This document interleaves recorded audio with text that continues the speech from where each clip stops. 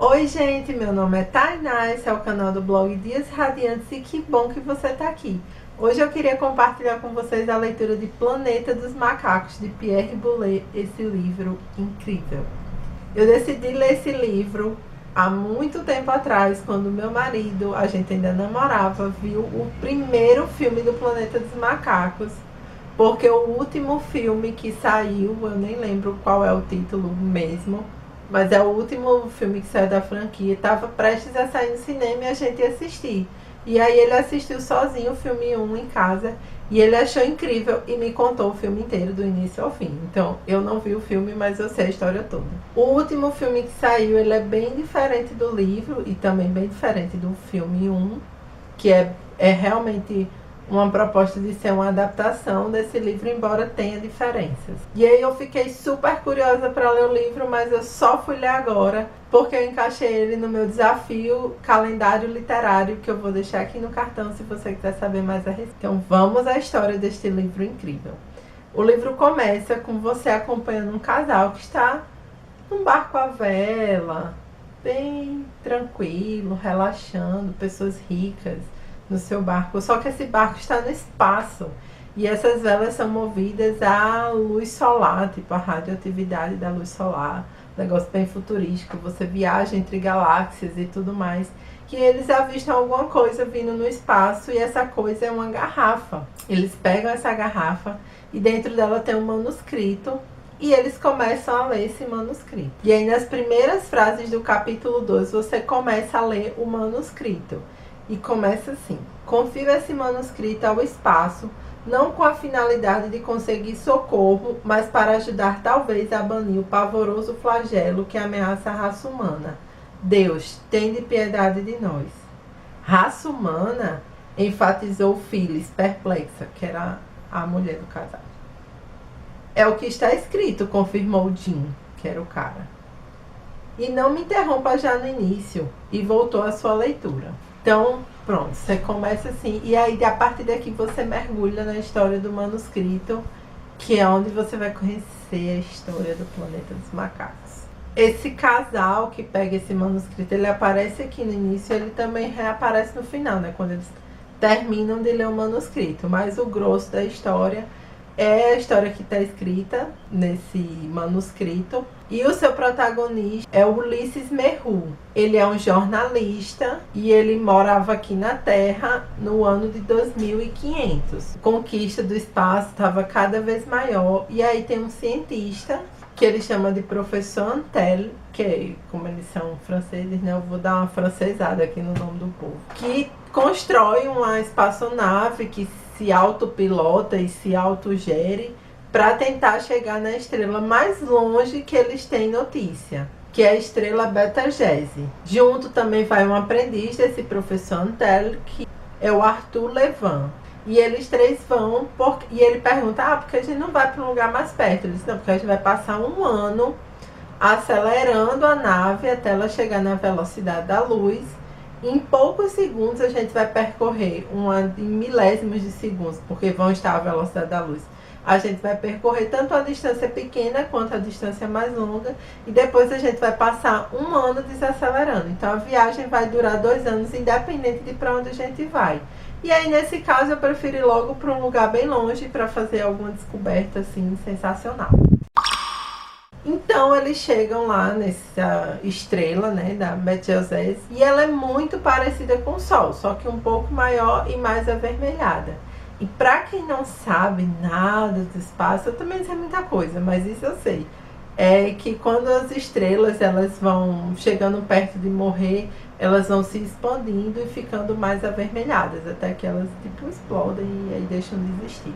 Se eu estiver falando alguma besteira, alguém sabe mais de física e de astrologia, me corrige, mas eu sei que isso é uma característica porque eu já vi alguns vídeos no YouTube sobre isso, porque eu gosto muito de astronomia, embora eu não saiba quase nada. E eles identificam no sistema solar dessa estrela, né, no sistema estrelar.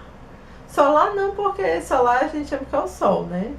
No sistema dessa estrela, alguns planetas que orbitam em volta dela, e um desses planetas tem características muito parecidas com a nossa Terra. e eles chamam esse planeta de Soro. Soro em francês quer dizer irmã. Mas assim, não tem nenhuma nota de rodapé aqui no livro dizendo isso não. Mas enfim, tá lá o planeta Soro, que é a primeira coisa que eles sentiram necessidade de fazer foi dar o nome. Eles deram uma viagem assim, meio geral pelo planeta e viram que ele tinha um grande e único continente e que existiam cidades nesse planeta. Mas eles decidiram pousar num lugar mais afastado, que tinha uma floresta e tal, um prado, assim, um descampado, mas uma florestinha próxima, para explorar um pouco do planeta, para colher amostras do ar, do solo e ver se eles poderiam desembarcar. E eles viram que as condições atmosféricas e da Terra eram muito semelhantes à Terra. Eles veem essa florestinha e vão entrando e acham água, e aí o professor examina a água lá, acham um lago, né? Uma espécie de lago e tal.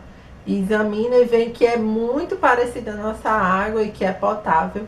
E aí eles veem uma pegada. E eles ficam, essa pegada é de humano. E o Arthur levando e diz, não, essa pegada é de mulher. E aí eu não vou dizer o que acontece. Ainda tá bem no comecinho da história, nas primeiras páginas. Mas eu não vou dizer o que acontece, porque é tudo muito legal, muito interessante. Eu amei esse livro, foi uma experiência muito legal de leitura. E mesmo eu sabendo a história inteira do filme 1, que é a adaptação dele, como se a pessoa praticamente tivesse me contado o livro inteiro. Porque me contou o filme inteiro, né? Mas mesmo assim foi muito legal. Então se você não sabe muita coisa desse livro, só sabe isso que eu falei até agora, não precisa saber mais nada. Eu lhe garanto, leia, é muito legal. Então não vou entrar mais na história, agora eu vou falar um pouco das minhas impressões de leitura. Eu achei o livro muito bem escrito, assim. Ele é um livro curto, de história mesmo, tem mais ou menos 200 páginas. O livro tem um pouquinho mais de páginas, porque tem um material extra no final, tem 2 entrevistas com o autor do livro. Então pode-se dizer que é uma escrita condensada, né? Em poucas palavras ele fala muita coisa, né? Tem uma hora aqui que ele coloca uma cena, e nessa uma cena você já entende muito do funcionamento da sociedade desse planeta, qual é a lógica desse planeta, como as coisas funcionam mais ou menos ali, o papel de cada um. Isso aqui seria classificado por alguns como uma ficção científica mais soft, porque tenta abordar uma ficção científica mais ligada à questão da biologia e da sociologia, e não da física e da química e da robótica e tal. Por várias vezes você junto com o protagonista, você se sente apreensivo, você fica com medo, você fica assim se questionando, tipo, o que será que está acontecendo? Claro que você vai sendo apresentado, né? Você não fica se perguntando o que está acontecendo porque não está bem dito, não está bem escrito, mas é porque você vai progressivamente junto com o protagonista descobrindo o que aconteceu. E faz todo sentido ser essa escrita mais condensada, porque a ideia é que você está lendo um manuscrito, você não está lendo um romance. Então quando você escreve um diário é uma leitura mais concisa. E tudo é construído de uma maneira que você crê muito, assim, que aquilo ali de fato aconteceu, né? Que eu acho que é um grande mérito quando uma ficção científica ela é bem escrita. Você realmente acredita que tudo aquilo ali é possível e que pode estar sim acontecendo em algum lugar. Então, uma coisa legal dizer, como eu disse, meu interesse no livro veio a partir de eu saber da história do primeiro filme do Planeta dos Macacos. Então, é legal dizer que o livro tem um final diferente, sim, do filme. E, a princípio, a mudança parece ser pequena, mas tem 2 coisinhas que são diferentes que pode olhar assim e dizer, não tem tanta importância assim. Mas, a meu ver, faz toda a diferença. Eu não vou falar muito do filme porque eu não vi o filme, né? Então, apesar de eu saber a história inteira, eu não assisti, então eu não vou comentar. Quando chega o final, você fica assim. É um final surpreendente. E, na verdade, verdadeira, assim, quando eu cheguei no penúltimo capítulo, eu fiquei assim, não acredito que vai acontecer isso. E eu voltei para o início do livro, antes de terminar. Eu voltei para o primeiro, segundo e terceiro capítulo e reli. E aí eu, caramba, não acredito. Será? Será? E aí quando eu li o último capítulo, era isso mesmo. Eu não vou dizer, não se preocupe. Porque eu acho que o sentimento que o final dessa história traz é uma coisa muito interessante, que normalmente eu não sou uma leitora de ficção científica, eu li muito pouca coisa sobre o assunto, mas a meu ver, de quem não sabe quase nada, é uma coisa que não é tão comum dar essa visão da humanidade na ficção científica.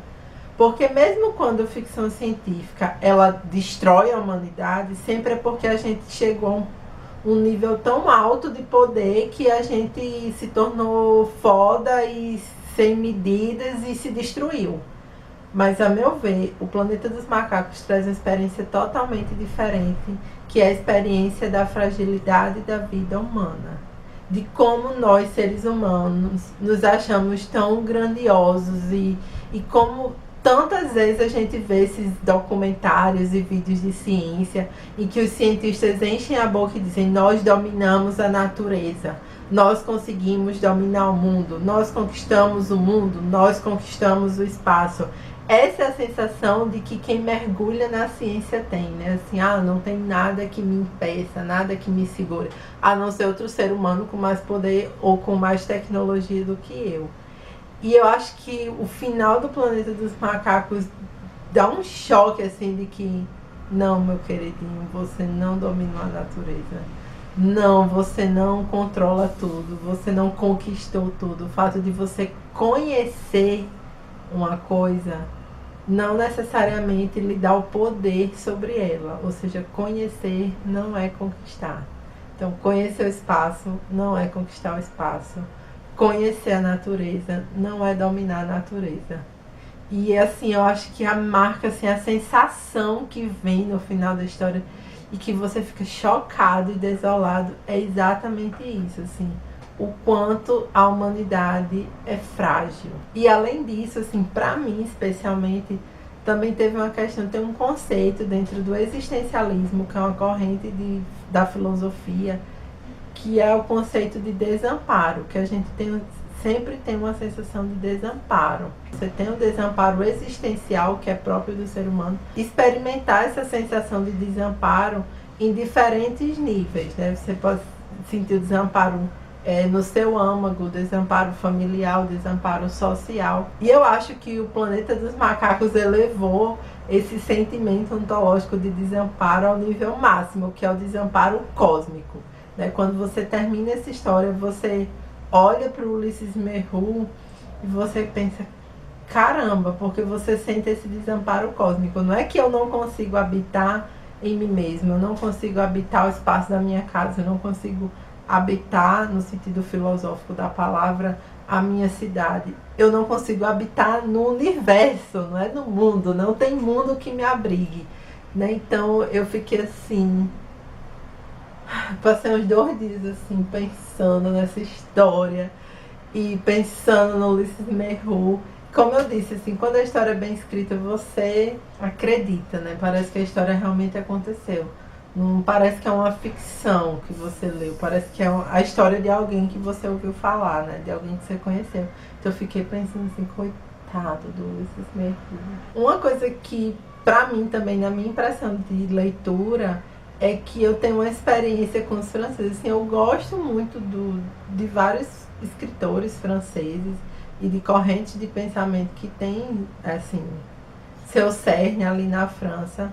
Embora meu contato com autores franceses seja muito dentro da psicologia, da sociologia e da filosofia.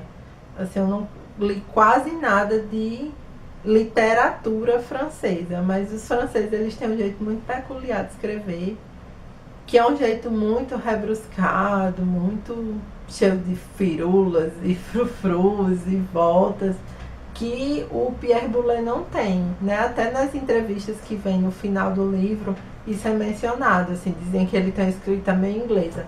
Na verdade, eu não achei que ele tem uma escrita inglesa, ele só não tem aquele afrancesamento de escrever tudo muito frufruzado e muito enrolado.